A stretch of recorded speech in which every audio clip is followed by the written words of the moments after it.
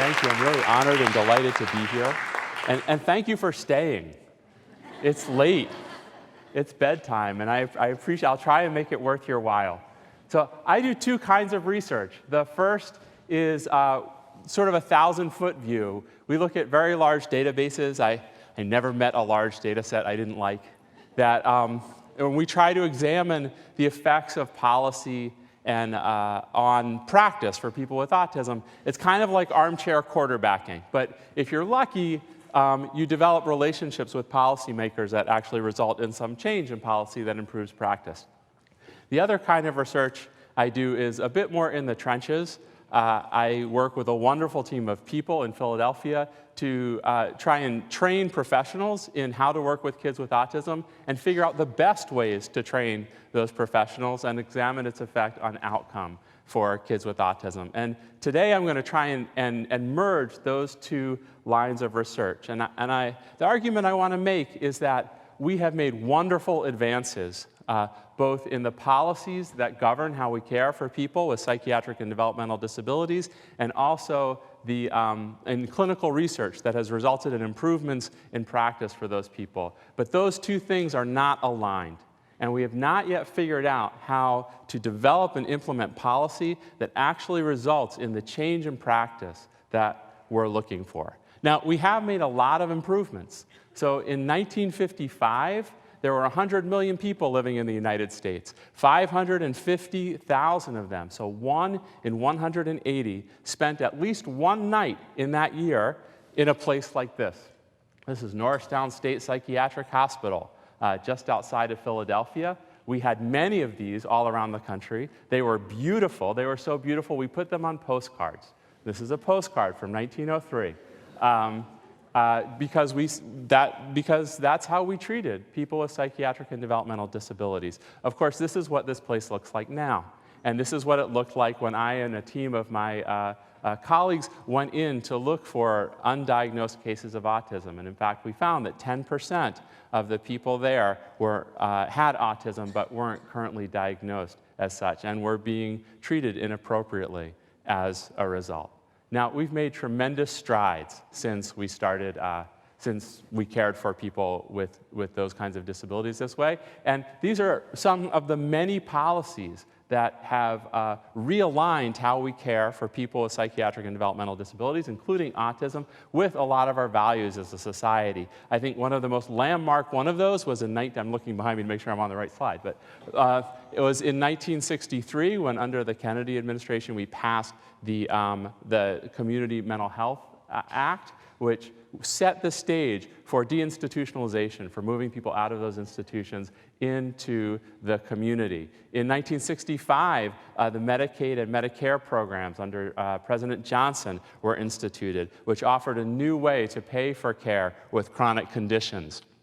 In 1976, we decided that all children in the United States were entitled to a free and appropriate public education. We called it the Education of All Handicapped Children Act then. In 1990, we renamed it the Individuals with Disabilities Education Act.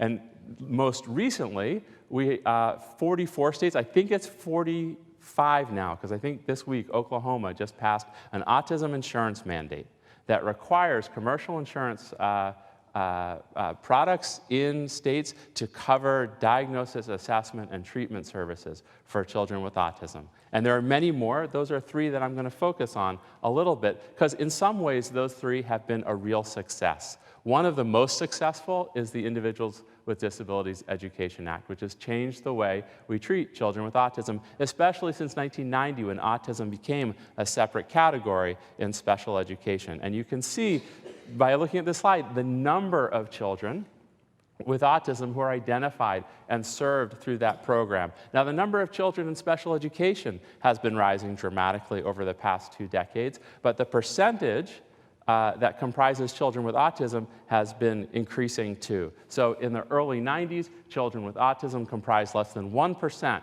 of all children in special education. Last year, children with autism comprised 8.2% of all children in special education. So we're doing a lot better job of identification, and hopefully that's paralleled with a better job of providing appropriate services to these children with autism.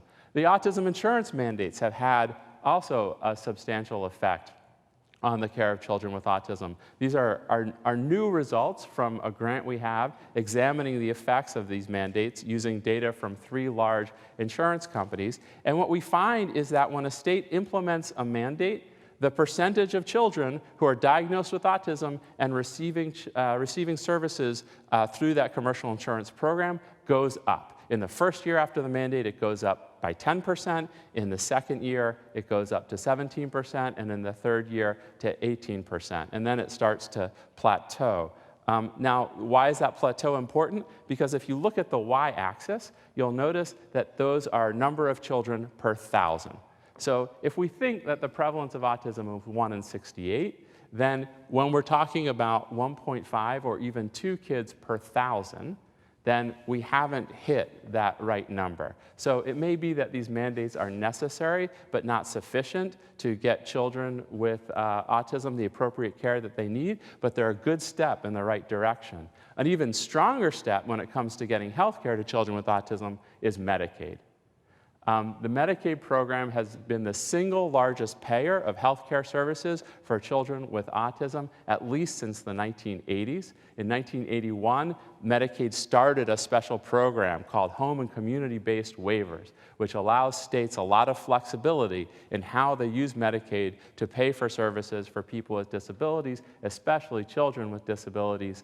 And if you compare spending for children with autism in Medicaid to spending for children in commercial insurance, you see that the difference is huge. So on average, from these data, and these data are from, I think, about 10 years ago, so these are old data. It's hard to get new Medicaid data.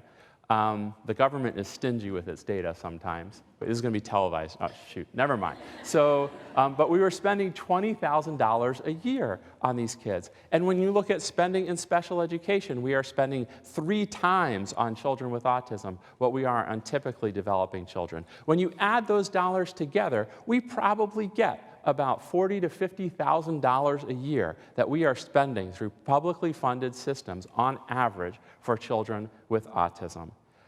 That's a lot of money. And when you look at what a high-quality program for children with autism should cost, that's about the right number.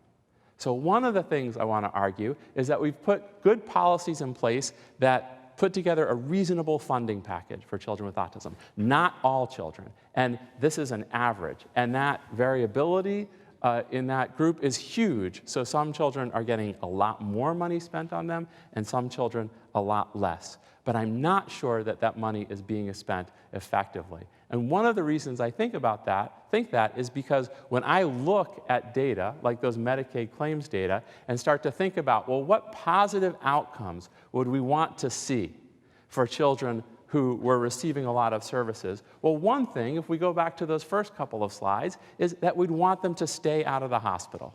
That's a really crude marker of how they're doing, right? There are a lot of other ways that we could think about it, but when you're using these administrative data sets, it's one of the outcome variables that's available to you. So when I look at that, I see that for every $1,000 we spend on respite care or home health care for children with autism, we reduce their risk of hospitalization by 8%. Okay, that's great. There are lots of problems with these data, and when I see numbers like that, I feel like they're really robust. That is, I have a lot of confidence in them. But when I look at all the therapeutic services that kids receive, so speech therapy, occupational therapy, behavioral therapies, medications that they get, and I put them together and look at their effect on hospitalization, they have almost no effect.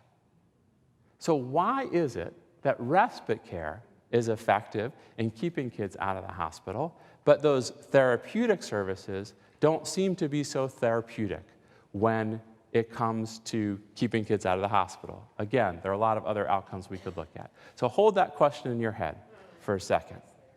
So here's, sorry, one more slide about that. In fact, when we surveyed parents in Pennsylvania about their experiences with their children with autism, and one of the questions we asked was, has your child ever been psychiatrically hospitalized? And when we look at psychiatric hospitalizations for children born between 1995 and 1999, so younger children, and we compare them to older children, children born between 1983 and 1994, we find that the risk of hospitalization for the younger children is higher in the kids who are born more recently. So it may be that we're actually doing a worse job of keeping these kids out of the hospital than we were before. So now, paralleling all these changes in policy have been remarkable advances in treatment for children with autism, and Wendy talked a little bit about them. The number of intervention studies that are published every year is growing and growing.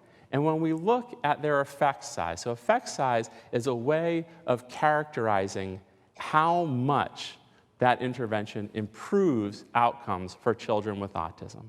And when we start to see effect sizes that approach 1, we get excited. We start to think, wow, this is an intervention that's really doing something. And when we look at those studies, especially the more recent studies, and look at their average effect sizes, those effect sizes are good. It seems that when we deliver intervention in a university-based lab with highly skilled interventionists who are delivering the intervention, we get good effect sizes for those kids.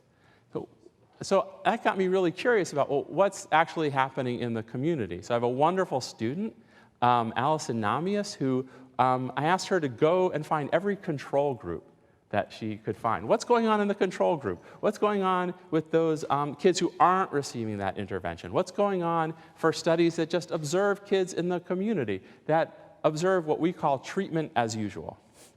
And what we find there is not so promising.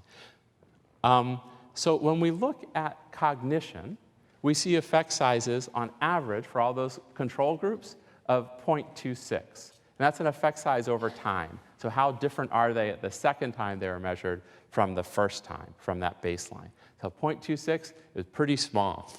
Adaptive behavior, so their ability to do activities of daily living is even smaller. And when we look at social ability and when we look at communication, they're similarly sized. So what's happening in the community does not look like what's happening in those university-based research labs. So why is that? Well, let's compare the two settings for a minute, or actually more than a minute. We're going to spend a little time on this. So when I do a study in my lab, I am testing almost a proof of concept. I am testing whether under ideal circumstances, this intervention results in improvements for the children to whom I'm delivering it. So what does that mean? Well, it means that I have an idea for an intervention, I write a grant proposal, and I submit it to NIH, and they don't recognize my genius right away, so I have to resubmit it, but eventually I get funded. And that means I have a lot of money. It's never enough money, but it's a lot of money to do the intervention exactly the way it was designed. And who do I get to deliver it? Well, they're my students or my staff. So they're all kind of afraid of me. And they all do exactly what I say. And if they don't do exactly what I say, then I work with them and I train them to achieve what we call in the field fidelity. Which does not mean what you think it means in this context. So fidelity means the extent to which I'm doing the intervention the way that it was designed, right? And if it turns out that the person I'm working with can't get to fidelity, then they don't work for me anymore, right? That's when we make them do those large secondary data studies instead, right? And I get very highly restrictive inclusion and exclusion criteria. That is, no review committee is going to blink twice if I say that every child who comes into the study has to have at least a development age of 2 years, they have to be toilet trained, and they can't have self-injurious behavior, right? So now I test my intervention, and what do I test it against? I test it against treatment as usual. Treatment as usual is, well, I'm not sure what it is. It is whatever is happening in the community. I don't usually measure it. And when I compare those two things, it turns out my intervention does better than treatment as usual. And so I write a manual, and they're usually very pretty. They have wonderful covers and a lot of colorful materials, and I package it. I sell it to a company like Western Psychological Services or ProEd, and then they sell it to early intervention systems and school districts. So, and how do those guys find out about it? Well, somebody goes to a training, or somebody gets a flyer.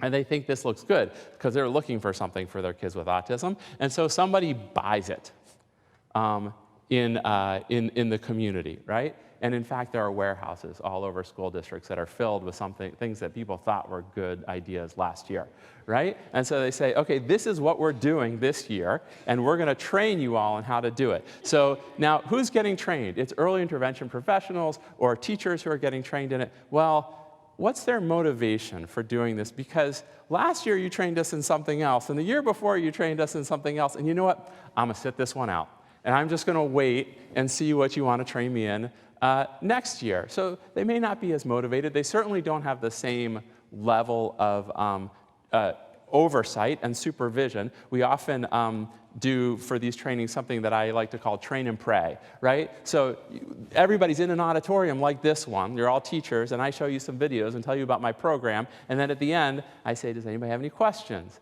And nobody has any questions. When you have questions is the next day in your class when what you want to know is why the kid in front of you is not doing what the kid on the video did the day before, right? And then it turns out that kindergarten teachers do not get exclusion criteria. That is, if you say to a parent, I'm sorry, your child cannot be in my class because your child does not have a developmental age of 2, is not toilet trained, and has self-injurious behaviors, that's illegal. Why is it illegal? Because we passed a law in 1976 that says that it's illegal, and it should be illegal.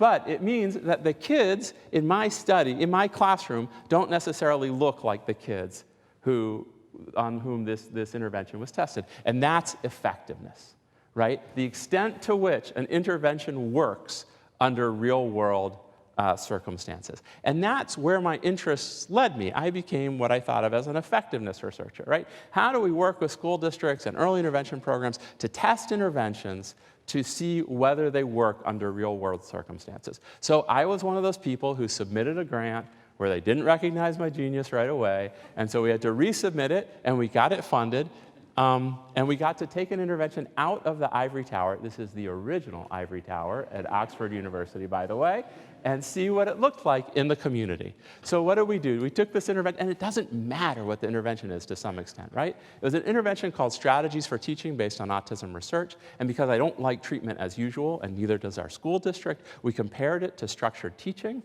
which is the program that was developed out of Division Teach in North Carolina, and we randomly assigned teachers to receive training in STAR or in structured teaching. And we gave them a lot of training. And this wasn't train and pray. We had wonderful coaches who were going into the classroom after the training and providing support to them. And our teachers loved their coaches. It was so much fun to see each professional development, especially the first one of the year after they hadn't seen each other all summer. They would run across the room, and they would hug each other, and they would show vacation pictures and new tattoos. They clearly had developed a really wonderful bond. So we knew we had a good thing going on. And what we found was that when teachers implemented the program the way it was designed, that kids in the STAR program did better than kids in the structured teaching program. And that's those bars under what we call the high fidelity condition. But when they didn't do the program the way it was designed, there was really no difference between the two groups. So that was interesting, and that's a good finding. But what was most striking to me was the numbers at the bottom of this slide, that the average fidelity in the STAR condition was 57% on a 100-point scale, right? And the average fidelity in the structured teaching condition was 48%. So why, after all this support, all the materials that we gave them, all this love between the coaches and the teachers, was fidelity so low? And this is when I think I moved conceptually from thinking about effectiveness as what I should be testing to implementation. That is, what does it take to implement these interventions in these community settings so that they're effective and that they sustain? And it's those numbers on the bottom of the table that have really driven my thinking and my research since that point. So another of my students, Hillary Kratz, did a wonderful study. In the second year, we trained all the teachers in STAR, because that seemed to be the one that worked best. And in September, she went in there and she borrowed a measure from Wharton School of Business at Penn, which is called the Climate for Innovation Implementation. We thought, we've got an innovation, we've got STAR that we want to implement here. And she changed the questions a little bit, but basically this survey asks, how much do people expect you to implement STAR? How much are you supported in implementing STAR, and how rewarded are you for implementing STAR? And she asked them that in September, and then she examined the extent to which they were implementing STAR the way it was designed in May. Right? And so it turns out that those two things are correlated. The more you said that STAR was expected, supported, and rewarded, the more, 9 months later, you were implementing in the way that was designed. But the more interesting thing for me was what happens when you look at the interaction of that implementation climate and fidelity on outcomes. So the white line over here is what happens when there's good implementation climate. So when you say early in the year that use of this intervention is expected, supported, and rewarded, the more you do it the way it's designed, the better your kids do. And on the y-axis is IQ. Now, if you said it's not expected, not supported, not rewarded, the more you did the intervention the way it was designed, the worse your kids did.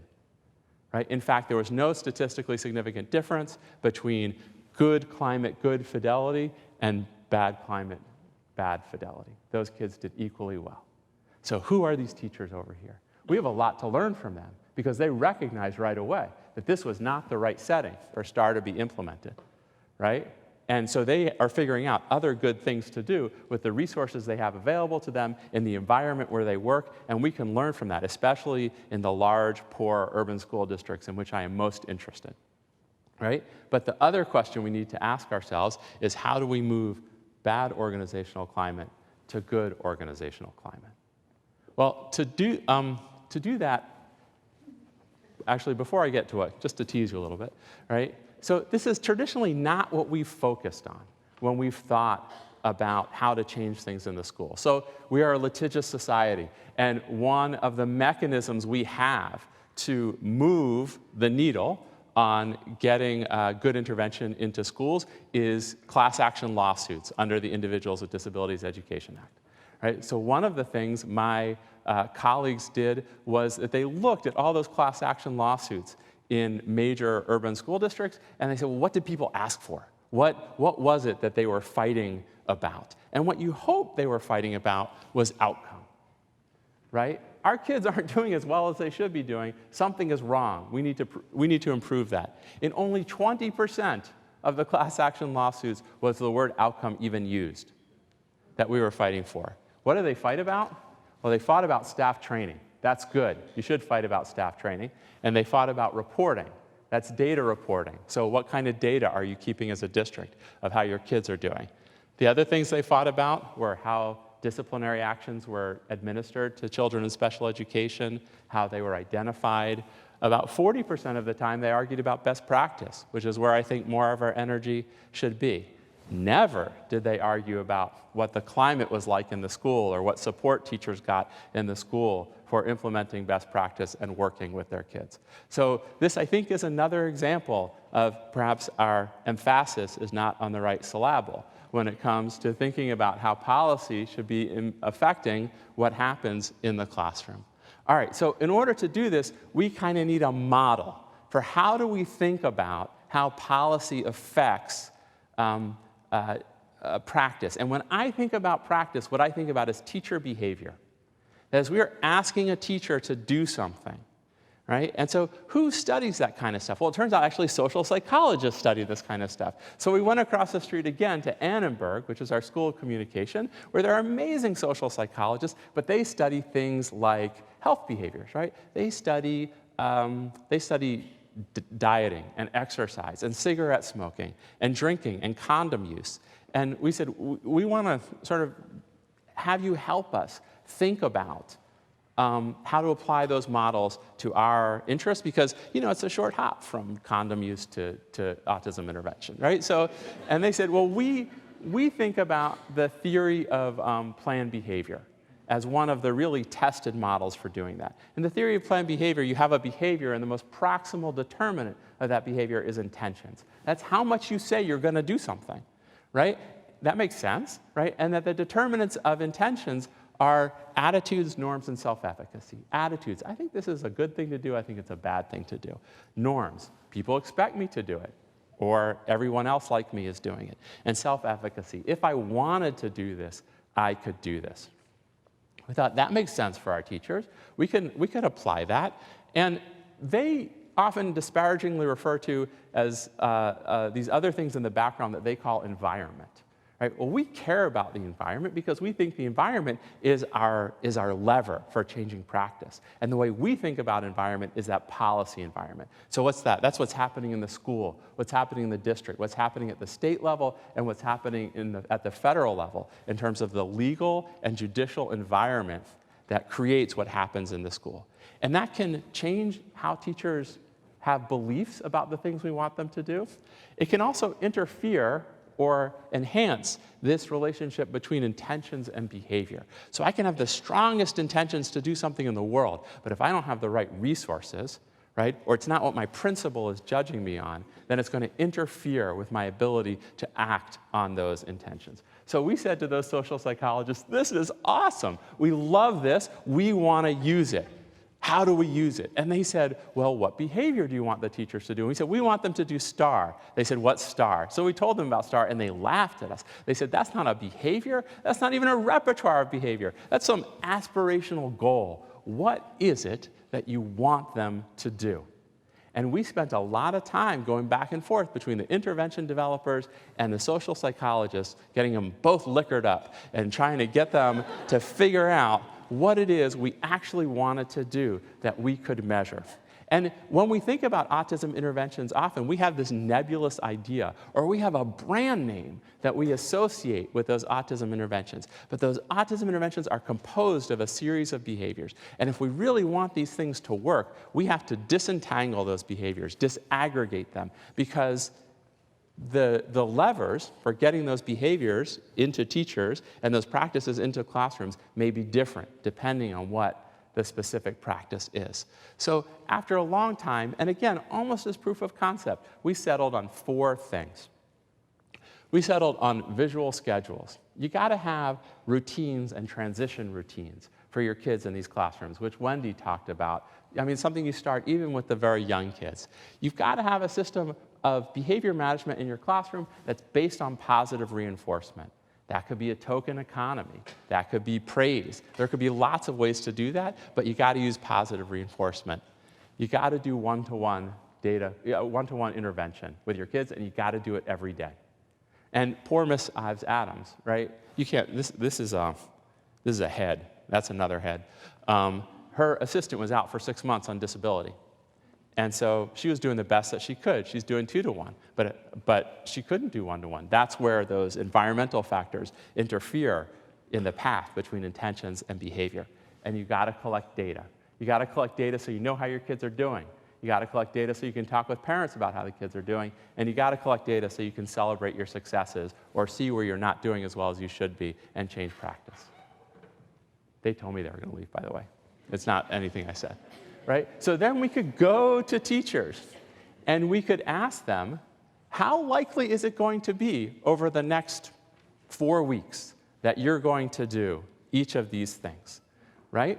And what we find is that their intentions vary both within teacher and across teachers greatly. So we find, on average, 2/3 of the teachers say that they intend to use positive reinforcement as their primary classroom management strategy. 2/3 is good. I'm a little concerned about that 1/3 that's missing here, but okay, 2/3. Half of them say they're going to use visual schedules. Less than 40% say that they're going to pull kids for one-to-one intervention every day, and everybody hates data collection. 1/3 of them say that they strongly intend to do data collection. So that means if I have a comprehensive intervention and it includes data collection, and that's the rate-limiting step, then only 1/3 of the teachers are going to do my comprehensive intervention. And if I think data collection is important, I need different strategies for thinking about how to change that, because what underlies those intentions may be different. And this is a guess, because we haven't really figured this out, but we've done a lot of interviews with teachers, and some of my staff may disagree, but I think positive reinforcement is about pedagogy, right? They don't do positive reinforcement because they see it as bribing kids, and they don't bribe kids. They don't use visual schedules because they don't have Velcro and a laminator and the right icons they need to create those schedules. They don't do one-to-one instruction because, like Miss Ives Adams, they don't have staffing. And if they've got 8 kids or 10 kids or 12 kids in their classroom, if I'm going to pull that one kid, what happens to the other kids? Well, I have that one kid, and they don't do data collection because of attitudes. And it's an interesting attitude. I think it's the attitude that every minute I take data is a minute I'm not teaching. Or the things that I'm teaching are not measurable in the way you want me to measure them. Right? And so the strategies that we might use to change practice in the classroom may be very different for each of these things that we're trying to change. Right? So, and this is the way we have started to think about these things. And we are, in many ways, very early in the process, although we have made some progress. And so for each of those strategies, we have some questions we need to ask ourselves. We need to ask, is what we want people to do clear? And I would argue that many times with these comprehensive practices, it absolutely is not. And we need to know, are there resources in place? If you ask somebody to do something and they don't have the right tools to do it, it doesn't matter how nicely you ask them or what a big stick you're carrying, right? The next one is something we don't think about enough, I think, which is the behavior intrinsically reinforcing? We often think that teachers should do something because it's what's best for their student. And therefore, they should be naturally motivated to do what we consider best practice. Human beings don't work that way. I have often said that when it comes to implementing these kinds of practices, we take everything we know about behavior change from working with kids with autism and we throw it out the window. And we act like teachers aren't human. And they most certainly are.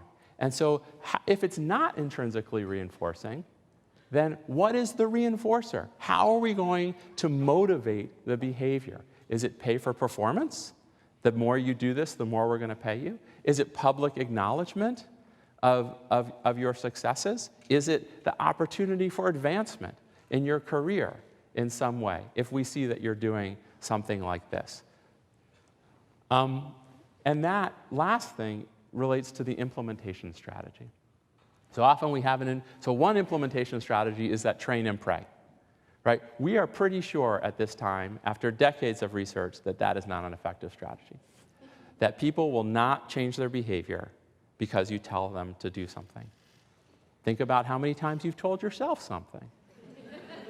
Like on December 31st, right? And have not done it, right? So we know that's not a successful strategy.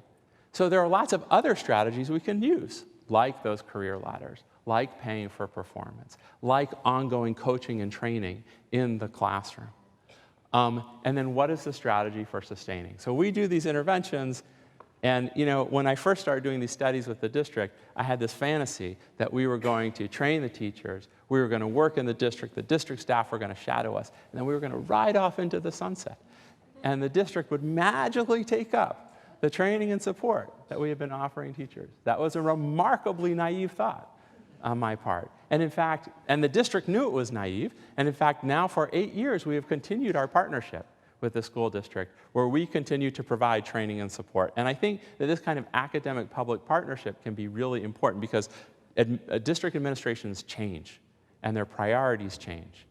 And that means that if you have important and rare expertise, you need to house it somewhere with one foot in the district and one foot somewhere else, so that as resources and intentions in the district wax and wane, it has a home and it continues. And this has worked very successfully for us. And sometimes they can afford to provide training and coaching for many teachers, and sometimes they can afford to do it only for a few, but the expertise still resides with us. All right, so this is what we've done so far, and we have a lot of work to do in this area. There's a lot more we could be thinking of, and I'd really welcome your thoughts about other things we should be doing. So STAR is now the mandated program in the K-2 autism support classrooms there. That's what every teacher gets trained in, so they know they're expected to do it. There's also new, this year, mandated competency training for the assistants. So it's not enough to go and train and pray. You get training and you get coaching, and you actually have to demonstrate that you know how to do what we have trained you in doing. And it's my coaches who came up with this idea and have led this effort, and the district has really embraced it. The other thing is ongoing coaching. We all drift. In any practice that we do, we all drift. And if you don't get periodic help, modeling, feedback, reinforcement, you won't do it the same way 6 months from now as you do it now. And so we have coaches who are going into the classroom regularly to provide support.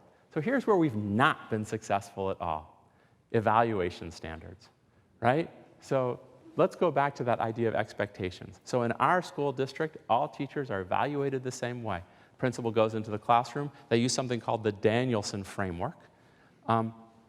Some of you may know what it is, some of you may not. It doesn't matter. It's not appropriate for teachers of kids with autism, especially in autism support classrooms. And so but principals don't know how to evaluate those teachers. They're not autism experts. They don't know how to do this. And we have tried unsuccessfully to figure out how to give principals those skills.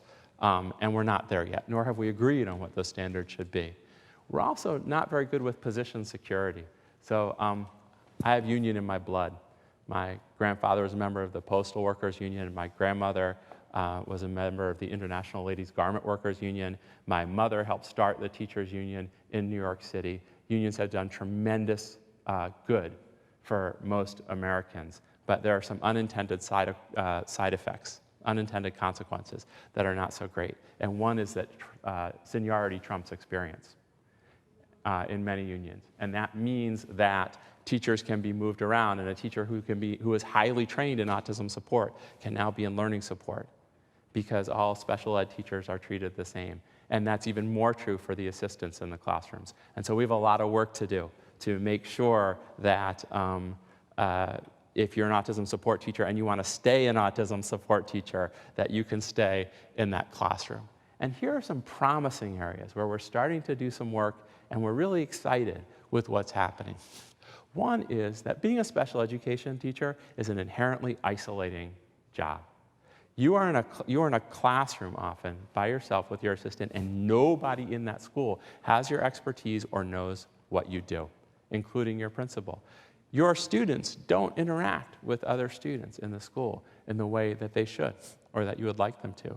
You don't have a community of practice, a community of learning. And we think that our professional development activities during the year, more than increasing knowledge or skill, create that sense of community, that shared sense of purpose, that change of norms that we saw in that model of teacher behavior. We are also exploring how to do this digitally and asynchronously. So can we use online forums? We need like Facebook for teachers. So 95% of teachers will tell you they have a Facebook account and check it during the day. The other 5% are lying. And none of them wants to share their Facebook account with us. So we were looking at other social media platforms that they can use just for this purpose, to be able to share ideas, concerns, hopes and materials for their classrooms and their students. And the other thing we're working on is the career ladder. And here we borrowed from the gamification literature. In gamification, people talk about rewards that are meaningful but valueless. That is, they're not attached to a dollar amount, but they have intrinsic worth to the people who achieve them, like being high on a leaderboard. And one of the things that we are trying is having demonstration teachers. So if you can demonstrate a certain level of competency, you are then eligible for a higher level of coaching. And you can be identified as a demonstration teacher, which means that your work is highlighted at professional development days, and that other teachers come to your class to observe how you're doing things. And that can be very rewarding. Now, what I really want is for those demonstration teachers to be freed up a day a week to go to other classrooms, because seeing a well-run classroom does not help you as much as seeing a classroom that's in a bit of chaos become well-run.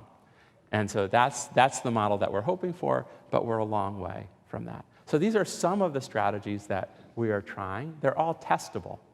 And our goal also is to have a research agenda that parallels these questions so that we can figure out what they do, how they change teacher practice, and ultimately how they change student outcome. So this is the way we normally think about policy. I'll leave you with this. We have a policy, and it's going to affect some outcome. And what we forget to do is think about the bubble in the middle, which is practice, right? And what we want are policies that specifically drive the practices that we want. And it's those practices that are going to change outcome. So I will stop there. Thank you very much for your attention.